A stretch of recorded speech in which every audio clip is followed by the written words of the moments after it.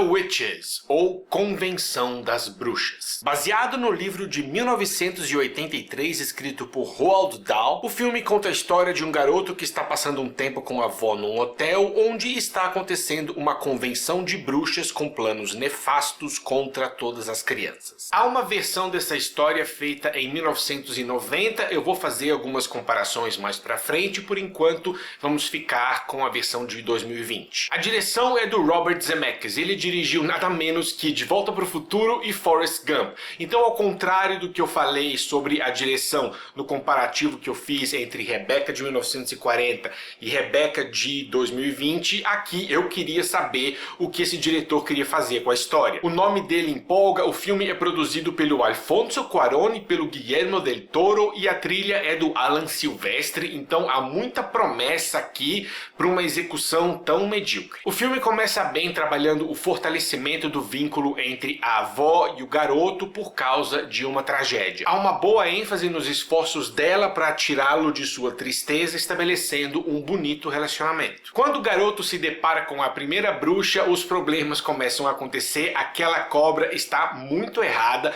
um pouco depois aparece um gato feito digitalmente que está pior ainda. Cobra ainda dá pra entender porque você quer que ela faça uns movimentos ameaçadores, beleza, mas gato?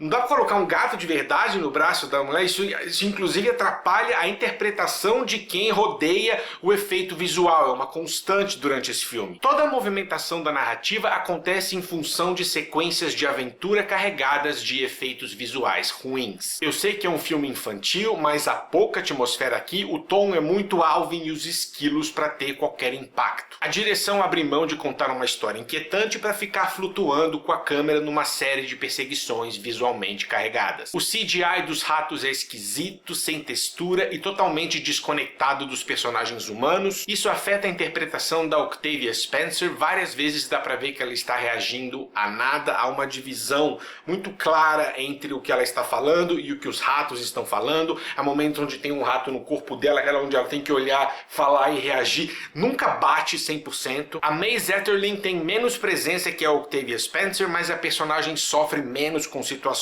desconfortáveis e ganha algum destaque ao ser a narradora da história. O Jazir Bruno é horrível, o único sentimento que ele consegue transmitir é apatia, fazendo literalmente nada. Quando ele precisa falar pra avó que ele tá com medo, você não vê um menino com medo. E o arco do personagem é mal trabalhado, ele simplesmente muda completamente de personalidade depois que vira um rato. O Jason Fisher da versão de 1990 não é melhor como ator, o garoto é fraco pra caramba, mas o efeito prático dele como rato, ainda que tosco, é mais palpável e deixa o personagem mais convincente. A versão de 1990 tem uma direção mais objetiva, a fotografia é inferior, o filme não faz um bom trabalho na hora de explorar a tristeza, a tragédia que acontece com o garoto, ele supera muito rápido o que aconteceu, mas em ambas as versões cria-se um forte vínculo entre a avó e o neto. O filme de 2020 passa mais tempo construindo isso, o filme de 1990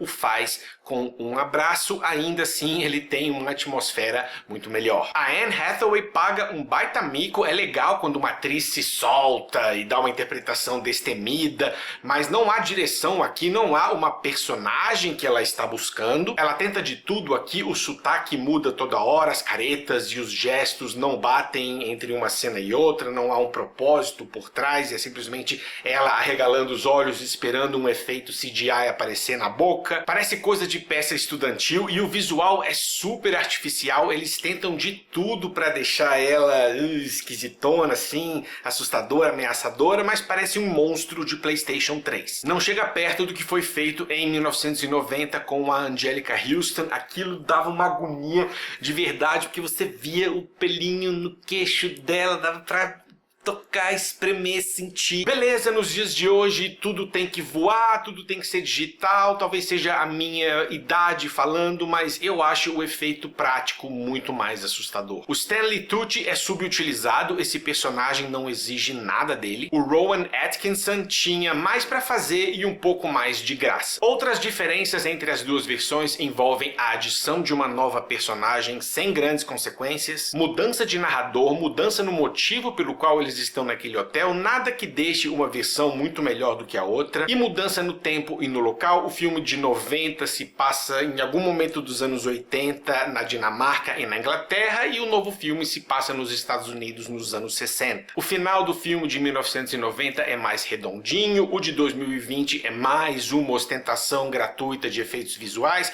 aquilo me incomodou. Como eles montaram isso? 3 ratinhos, como eles montaram isso? Ah, a avó montou, a avó. The Witches 1990 é esteticamente tangível e nefasto com a dose certa de maldade. Não sei se chega a ser um clássico, a direção certamente poderia ter mais energia e também depende do grau de importância que você atribui para os elementos nostálgicos na hora de lembrar de um filme, mas é certamente marcante, é memorável, nota 7.4.